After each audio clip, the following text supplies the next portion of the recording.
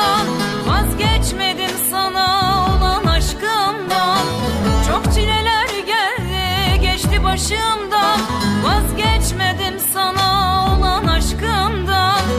Ayırmazdım resmin bir an yanımdan, şimdi bir soysuza kul ettin beni. Ayırmazdım resmin bir an yanımdan, şimdi bir soysuza kul ettin beni.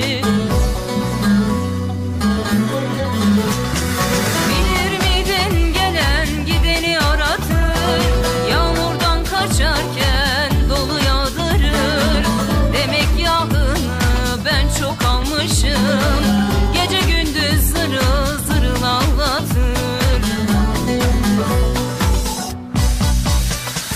Bilir miydin gelen gideni aratır, yağmurdan kaçarken dolu yağdırır.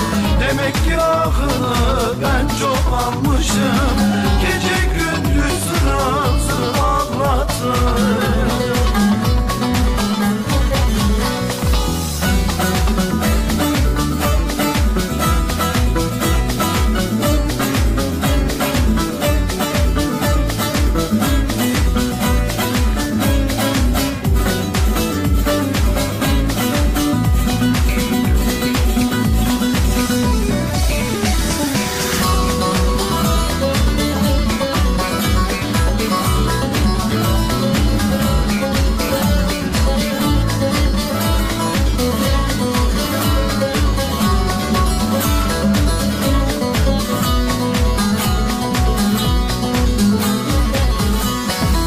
Başım alıp gitsem uzak yerlere, götürürüm seni saklar kalbimde.